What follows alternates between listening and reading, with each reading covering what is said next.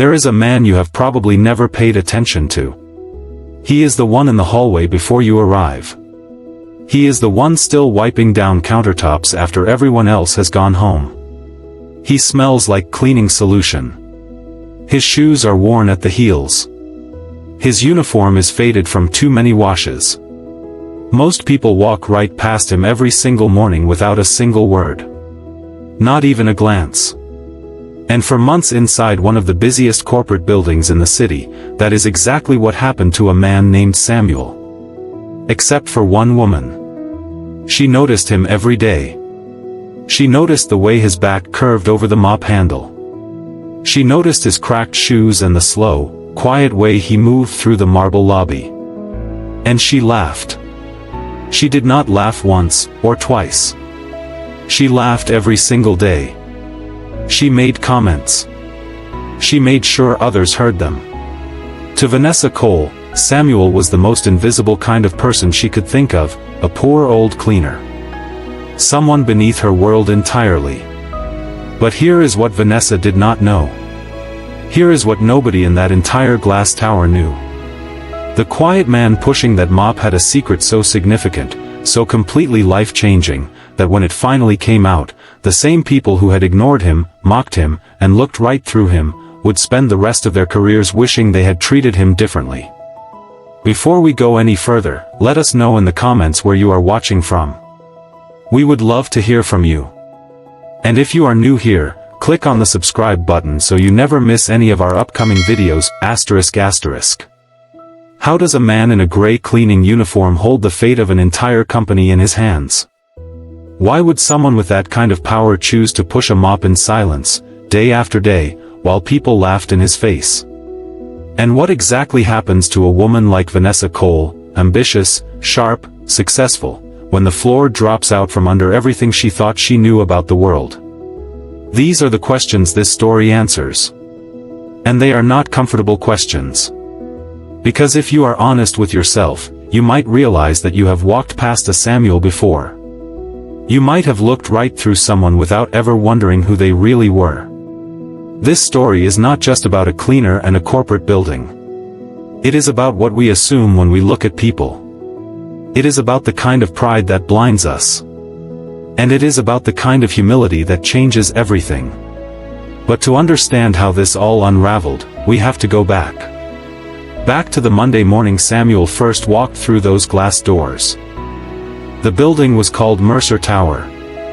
40 stories of glass and steel sitting in the heart of downtown, the kind of building that makes you feel small just standing outside it.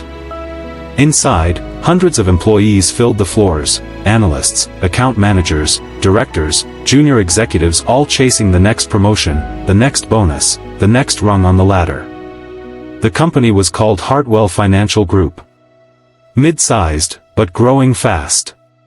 The kind of place where ambition was not just respected, it was expected.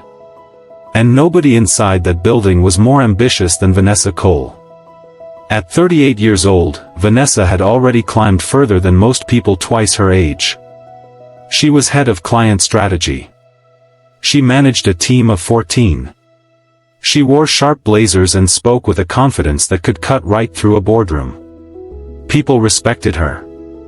Some feared her. Most just stayed out of her way. But Vanessa had a quality about her that she would never have called a flaw, because to her it did not feel like one. She sorted people. Instinctively. Automatically. The moment she met someone, she placed them in a category, useful or irrelevant, powerful or beneath notice. Executives were worth her time. Wealthy clients were worth her full attention. But anyone working in the building who was not climbing the same ladder she was, maintenance staff, security guards, the woman who restocked the coffee machine, those people did not register for Vanessa. They were furniture. And then one cold Monday in November, a new member of the cleaning crew arrived. His name, according to the staff roster, was Samuel Hayes. He was somewhere in his mid-60s, though something about the tiredness behind his eyes made him look older. His gray uniform fit loosely on his frame. His hands were large and steady. He spoke with a soft, unhurried voice that never demanded attention. He simply showed up at 5 in the morning, long before the first elevator pinged on the executive floors, and he began to work. He mopped the lobby. He wiped the elevator mirrors. He cleaned the restrooms on every floor without being asked twice about anything.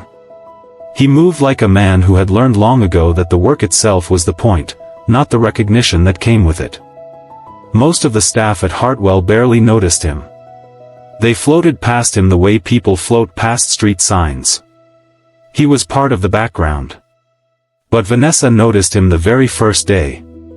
She stepped off the elevator on a Tuesday morning, coffee in hand, heels clicking across the freshly mopped marble, and she spotted Samuel working near the entrance of the main corridor. She stopped. Looked at him. Then looked at the floor. "Excuse me," she said, her voice carrying that particular tone she used when she wanted to remind someone of their place. "You left a streak right there. Right by the door. If a client walks in and sees that, it reflects on all of us." Samuel looked at the floor, then looked back at her calmly. "I'll get that, ma'am. My apologies." She watched him for a moment longer than necessary. Then walked away. It was a small moment. The kind that gets forgotten in seconds. Except Vanessa did not forget it. And neither, as it turned out, did Samuel. It started as small corrections. "Cleaner, you missed the far corner. Cleaner, that card is in the middle of the walkway, can you move it?" But within a few weeks, it became something harder to justify as professional feedback. One morning, Vanessa walked past Samuel in the corridor near the break room and said loudly, to no one in particular, "I don't know why they let the cleaning staff use this hallway during business hours." A few colleagues nearby laughed quietly. Another time, a group of junior employees were gathered near the coffee station when Samuel came in to replace the trash liner. Vanessa glanced over and said, "Careful, everyone. Don't want the smell of bleach on your clothes before the client meeting." More laughter. Samuel paused for just one moment. Then he tied off the bag and left without a word. Here is the thing about cruelty in offices, it almost never announces itself as cruelty. It wraps itself in humor, in sarcasm, in that particular tone that says "I am just joking, can you not take a joke?" And because Samuel never reacted, because he never raised his voice or showed any visible sign of being hurt, it became easier for Vanessa to keep going. His silence read to her as confirmation that her remarks did not matter. But the people watching, the junior staff, the receptionist, the young analyst named Marcus who sat near the window and always gave Samuel a quiet nod in the morning, they noticed. They said nothing, because Vanessa was their senior. But they noticed. And every day, Samuel continued working. He arrived before sunrise. He stayed after the last light went off. He cleaned without complaint, without drama, without any of the performances that people put on when they want to be noticed. And that quality, that absolute, unshakable steadiness, was the thing that Vanessa found most irritating about him. Because somewhere beneath her contempt, there was a question she could not quite silence. Why does he not seem bothered? What does he know that I do not?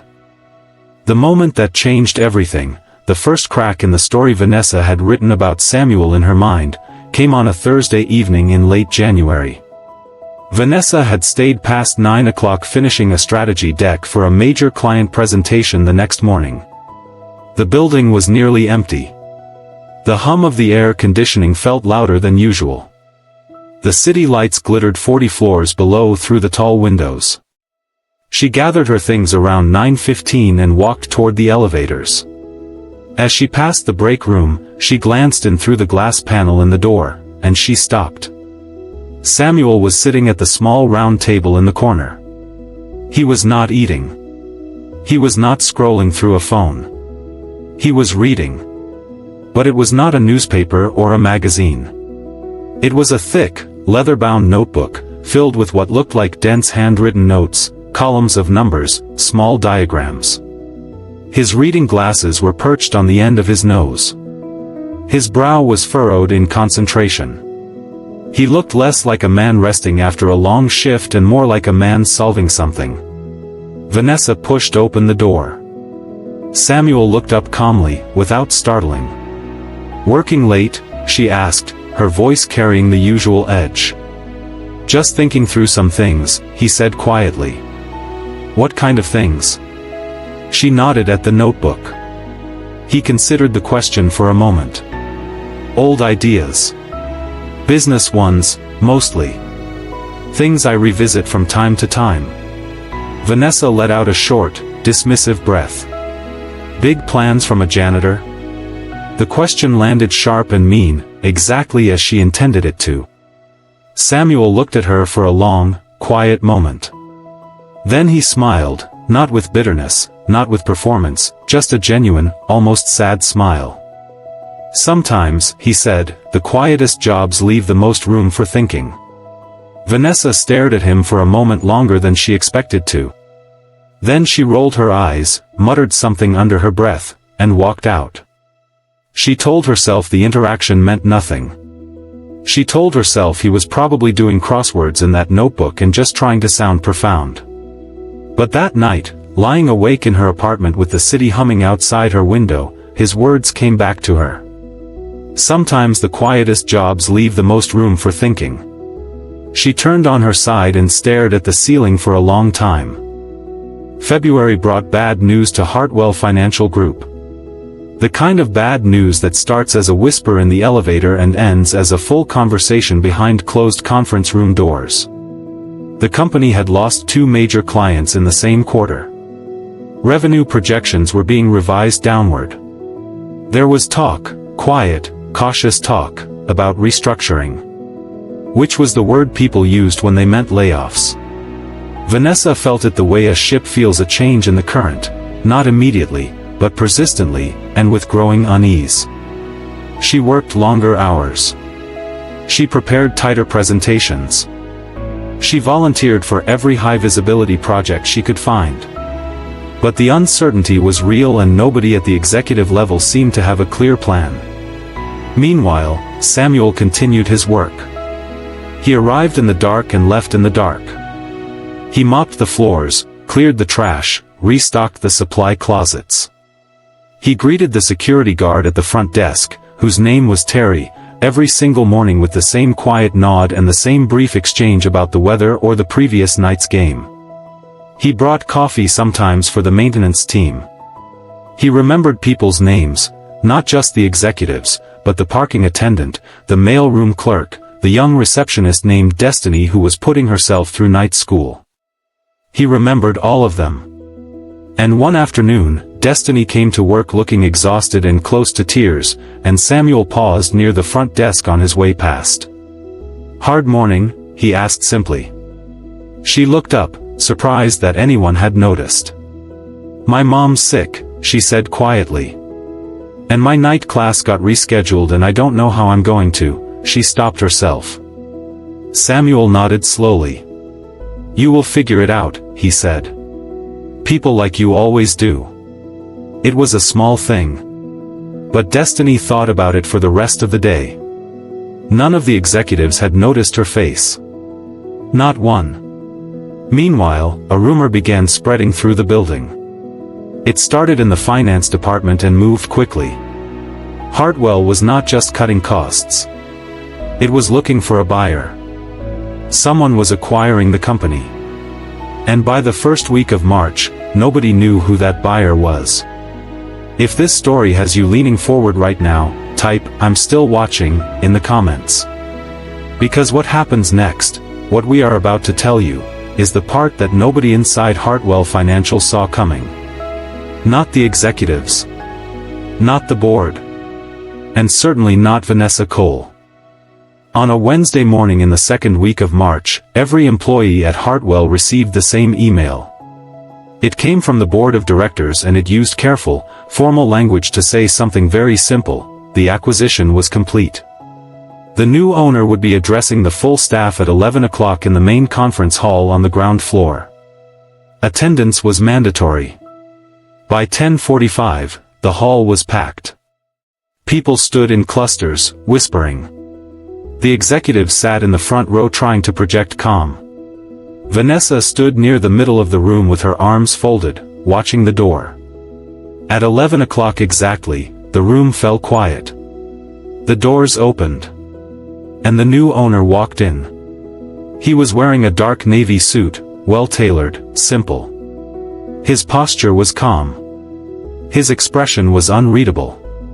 He walked to the front of the room without rushing, without performing, without any of the theatrical confidence that people who want to impress a room usually carry. And as he turned to face the crowd, the silence in that room became something different. Something thick.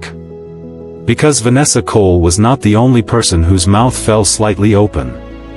But she was certainly the one whose face drained the fastest. It was Samuel. Not a Samuel who looked similar. Not a man who happened to resemble the cleaner. It was Samuel Hayes, the same steady eyes, the same large, unhurried hands, the same quiet expression he had worn every single morning in the corridor outside her office. He stood at the front of the room and let the silence hold for a moment. Then he spoke. "Good morning, everyone. My name is Samuel Wright.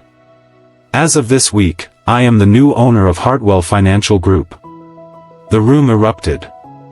Not in applause, in confusion, in whispers, in the sharp intake of breath that fills a space when something defies every category people thought was fixed.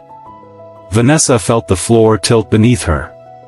She gripped the back of the chair in front of her. She thought about every remark she had made in that corridor. Every joke. Every sharp, dismissive comment delivered in front of an audience. The coffee smell comment. The bleach smell comment. The big plans from a janitor comment delivered to his face in that break room at 9 o'clock at night. Every single one of those moments played back to her in about 4 seconds. And Samuel, Mr. Wright, looked around the room slowly, his gaze taking in every face. Then his eyes found hers. He did not smile. He did not frown. He simply held her gaze for one quiet, composed moment. And then he continued speaking to the room. After the meeting ended, the building felt like it was running a fever. People spoke in urgent, disbelieving clusters. Phones buzzed with texts. Some employees laughed nervously. Others went very quiet. The young analyst Marcus, who had always given Samuel a nod in the morning, was seen telling the story to 3 different people by noon. Destiny at the front desk sat very still for most of the afternoon, thinking about the man who had told her she would figure it out. At 4 o'clock, there was a soft knock at Vanessa's office door. She already knew who it was before she said "Come in." Samuel entered. He was still wearing the navy suit. He sat down across from her without waiting to be invited, in the calm, unhurried way he had done everything else for the past 5 months. Vanessa looked at him and felt something she had not felt in a professional setting in 15 years. Shame. Real, hot, unavoidable shame. "I think I owe you an apology," she said. Her voice was steadier than she expected. "Several of them, actually." Samuel looked at her without expression for a moment. Then he nodded once. "You do," he said simply. Not unkindly. Just honestly. She swallowed. "Why did you do it? Why work here like that?" Samuel leaned back slightly in the chair. "Because I have bought businesses before by reading reports and financial models. And every time, I missed something. I missed the culture. The way people actually treat each other when no one with authority is watching." He paused. "This time I wanted to see it for myself." Vanessa closed her eyes briefly. "And what did you see?" "I saw a company with genuine talent," he said. "Real skill. People worth investing in. People like Marcus. Like Destiny. People who show up every day with quiet dignity and get very little recognition for it." He let that sit for a moment. Then he said, "And I saw a culture where certain people believed their position gave them permission to diminish others. where cruelty dressed itself as humor. Another pause. That is what I came to find. And that is what I intend to change. Vanessa looked down at her desk. Am I being let go? Samuel considered her for a long moment. That depends entirely on you, he said. On whether what I just said lands as a lesson or as an inconvenience. He stood to leave. At the door, he stopped without turning around. You are talented, Vanessa. Genuinely. But talent without humility is a ceiling, not a ladder.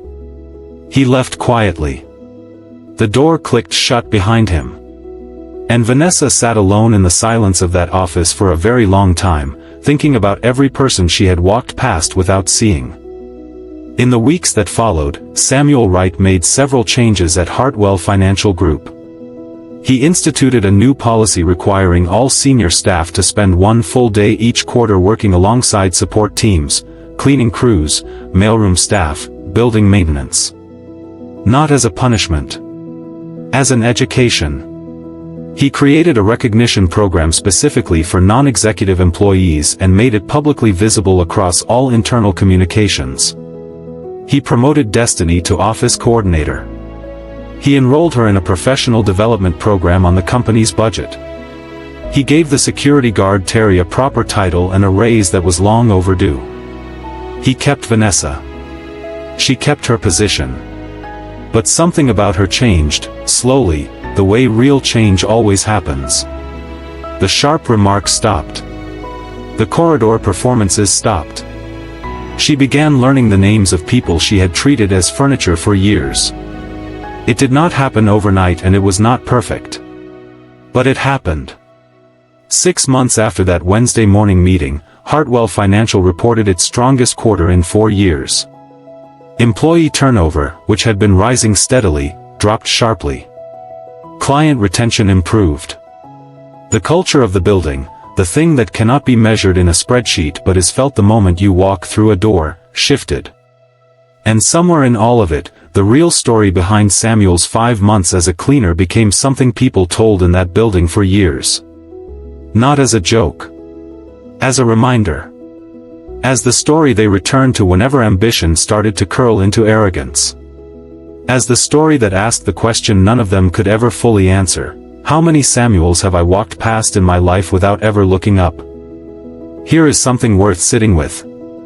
In real life, there is a man named Ronald Reed, a gas station attendant and janitor from Vermont who spent his whole working life in humble, quiet jobs. He drove an old car. He wore the same modest clothes for decades. He never told anyone about his finances. And when he passed away in 2014, his community was stunned to discover he had quietly built a fortune of nearly $8 million through decades of patient, disciplined investing, most of which he left to his local hospital and library. The people around him had walked past him every day of his life without ever imagining who he really was. Ronald Reed did not set out to prove anything to anyone. He just lived according to his own values, quietly and without performance. And the world only understood his story after he was gone. Samuel Wright is fictional. Ronald Reed was real. But both of them carry the same truth. The person you overlook today may be the person whose opinion of you matters most tomorrow. And more importantly, even if their opinion never mattered at all, they are still a person. Still someone who wakes up every morning carrying a story you know nothing about. Still someone deserving of basic human dignity. So here is what I want to ask you. And I want you to actually think about this before you scroll past it. If you were Vanessa Cole, not someone else, do you think you would have treated Samuel the way she did? And be honest. Because most of us would like to believe we would not. But how many times have we been in a situation close to it? How many times have we spoken to someone in a service role with a sharpness we would never use with a colleague? How many times have we looked past someone because of the uniform they were wearing? And here is the other question, the one that might stay with you a little longer. Have you ever been the person who was overlooked? Have you ever stood in a room full of people who did not see you? If you have, you know what that feels like. And if you know what that feels like, you know exactly why this story matters. Leave your thoughts in the comments below. Tell me, what would you have done differently in Vanessa's position? And if this were you standing at that meeting when the doors opened, what would have gone through your mind? Share this with someone who needs to hear it today. Because sometimes the most important reminders about how to treat people arrive in the most unexpected packaging. And if you want more stories like this, stories about real life, real choices, real consequences, and the quiet kind of greatness that almost no one notices, subscribe to this channel. Because the next story coming is one that will stop you completely in your tracks. And you do not want to miss it.